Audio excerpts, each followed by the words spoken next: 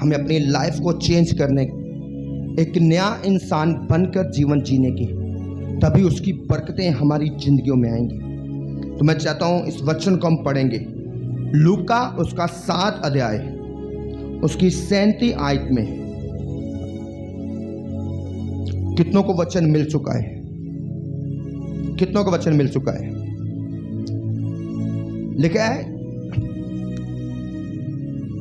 किसी फरीसी ने उससे विनती की कि वो उसके साथ भोजन करे।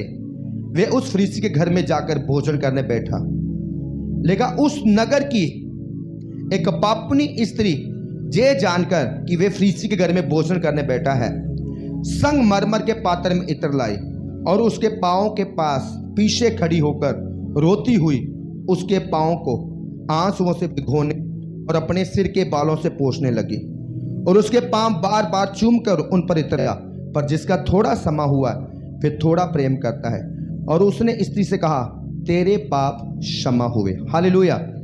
बाइबल में ये एक स्टोरी है, ये एक सच्ची घटना है कि जीसस को किसी अमीर व्यक्ति ने अपने घर पर इनवाइट किया कि परमेश्वर मेरे घर पे आ, अपने चेलों के साथ और मेरे घर पे भोजन कर। लिखा, जैसे जीसस बैठे, एक वेश्या औरत जीसस के पास आई, उसके पांव पर इत्र मला, अपने वालों से इसे पोंछने लगी और रो रो कर अपने आंसुओं से जीसस के पैरों को क्या कर दिया? धो दिया।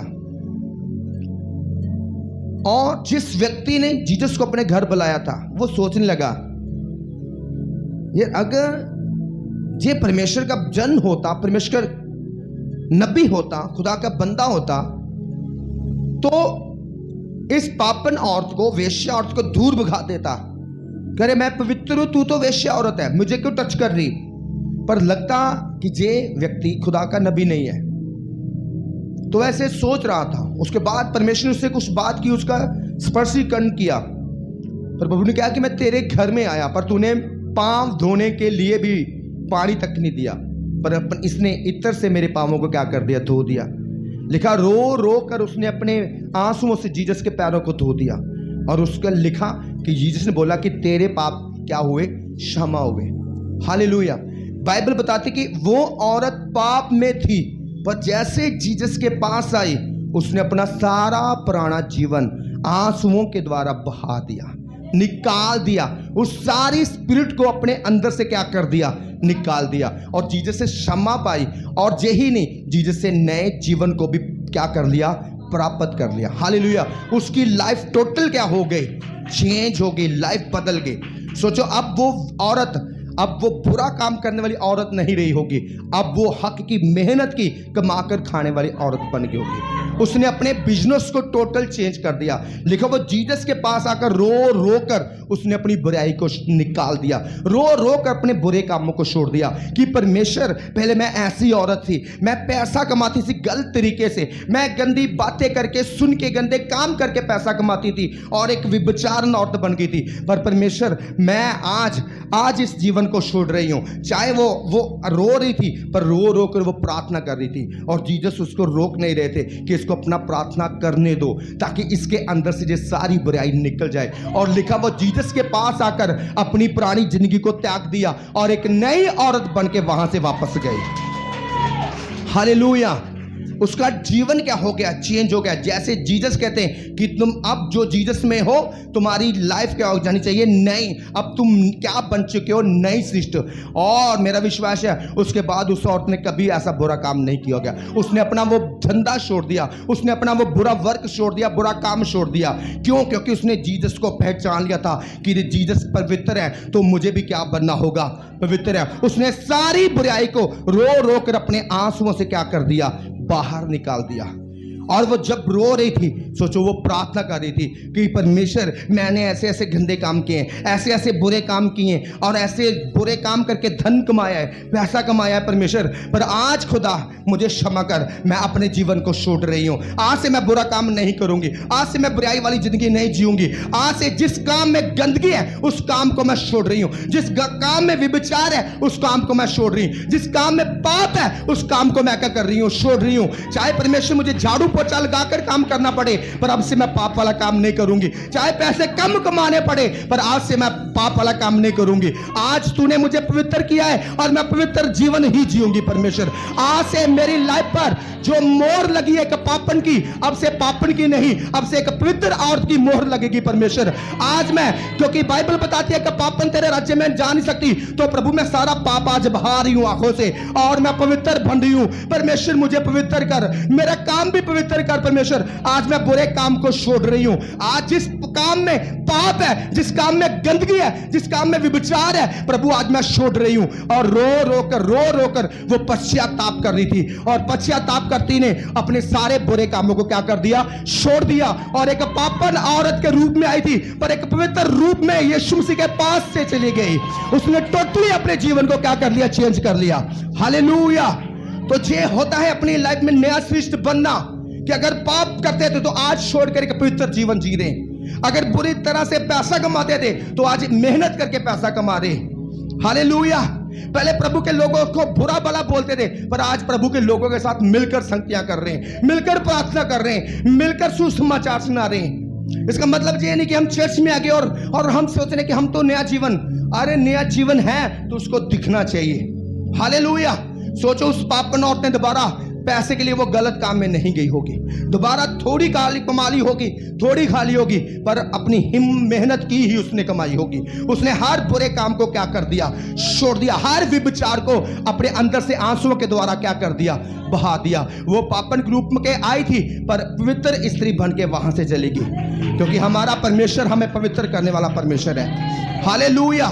तो ये थी हम 3 व्यक्तियों की हमने बाइबल में स्टोरी सुनी, जिनकी लाइफ टोटली क्या हो गई, चेंज हो गई। क्या ऐसे हमारी जिंदगियां चेंज हुई हैं? हालेलुया। क्या हमें पता चला कि हमारी जिंदगी चेंज हो गई? क्या हमारे आसपास के लोगों को पता चला कि हमारी जिंदगी चेंज हो गई? क्या हम लोग हमारे विषय कह रहे हैं कि जे बंदा पहले वाला व्यक्ति नहीं रह गया, जे लेडीज पहले वाली लेडीज नहीं रह गई, जो तो कोई और ही हो गई है, जो तो कोई और ही हो गया है, जो तो प्रार्थना करने वाले व्यक्ति बन गया है, जो तो वैसे पवित्रता में जीने वाले व्यक्ति बन गए, जो पहले हमारे जैसा काम नहीं करता। ऐसी लोगों से बातें होनी चाहिए। हालेलुया। ऐसे होनी चाहिए कि यार हमारे साथ जो पहले संगतियां करता था करता ही नहीं, जो पहले नशे करता था करता ही नहीं, पहले गंदी बातें सुनता था सुनता ही नहीं, पहले ऐसे विचार के काम करता था करता ही नहीं। तो इसलिए बाइबल कहती है झूठे परमेश्वर के राज्य में नहीं जाएंगे, व्यभिचारी परमेश्वर के राज्य में नहीं जाएंगे। चर्च में हम आ सकते हैं, पर आकर हमें पश्चाताप करना होगा खुदा से कि परमेश्वर हमने ऐसा जीवन जिया है, हमें क्षमा कर, छोड़ना होगा। पर ऐसा नहीं कि हम अपने जीवन में सब पाप को, बुराई को लेकर जीसस के पास चले और हमें लग रहा है कि ऐसा जीवन जी के हम परमेश्वर के राज्य में चले जाएंगे। कितनों को समझ आ रही है? ये गलत है। ऐसा कभी नहीं होगा कि चर्च में हम पौलुस बन गए और चर्च के बाद शॉल बन गए, प्रभु के घर, प्रभु के पास आके पवित्र बन गए और फिर जाके वे विचार और की तरह। लिखो वो जीसस के पास आई पापन के रूप में, पर अपने आंसू बहाकर सारे पाप बहा दिए, सारी गंदगी बाहर निकाल दी। वो अब दोबारा वो गंदा बिजनेस करने नहीं गई होगी, वो चाहे कम पैसा कमा ली होगी, पर एक पवित्रता में रहकर। हालेलुया। चाहे थोड़ी तंगी सैली होगी, पर आत्मा दोषी नहीं उसको ठहराएगी। उसे पता होगा जब भी मैं धरती से जाऊं मैं परमेश्वर के राज्य में स्वीकार की जाऊंगी, क्योंकि मैं धरती पर पवित्र जीवन जी रही हूं। हालेलुया। कितनों को समझ आ रही है? आज हम जीसस के पास आए, काम वो ही, संगतियां वो ही, प्रार्थना से दूर भागना, संगतियों से दूर भागना, सुसमाचार सुनाने की हिम्मत नहीं, शर्मा रहे, प्रार्थना करने से शर्म आ रही है। यार क्या प्रार्थना करना है, एतवार संडे चर्च में जाकर हाजिरी लगा देंगे। अरे शॉल की लाइफ चेंज हुई तो चेंज हो गई। वो प्रार्थना करने वाला व्यक्ति बन गया, फास्टिंग करने वाला व्यक्ति बन गया, अरे इतना दुष्ट इंसान इतना धर्मी बन गया। तो आज जैसे लाइफ 24 तक चली, आज भी वैसे ही चाहते हैं आप? हालेलुया। जैसे 24 तक बिजनेस चले वैसे ही चाहते हैं? पैसा आना चाहिए, बिजनेस चाहे बुरा है, चाहे जाकर नरक में नाश हो जाए। इसलिए बाइबल कहती है ऐसे व्यक्ति को क्या फायदा कि दुनिया की दौलतें बरकतें कमा ले, पर एंड में उसकी आत्मा नरक में चली जाए। हालेलुया। खुदा के पास आए तो लाइफ चेंज चाहिए। अगर पहले बुराइयां वाली थी, चेंज चाहिए। बुरी संगति थी, चेंज चाहिए। नशे थे, चेंज चाहिए। पवित्र चाहिए। प्रार्थना से भागने वाले थे, प्रार्थना करने वाले चाहिए। फास्टिंग से भागने वाले थे, करने वाले चाहिए। प्रभु के दास दासियों के साथ संगतियां से भागने वाले, संगतियां करने वाले चाहिए। दूसरों को सुसमाचार सुनाने से भागने वाले थे, दूसरों को सुसमाचार सुनाने वाले चाहिए आज।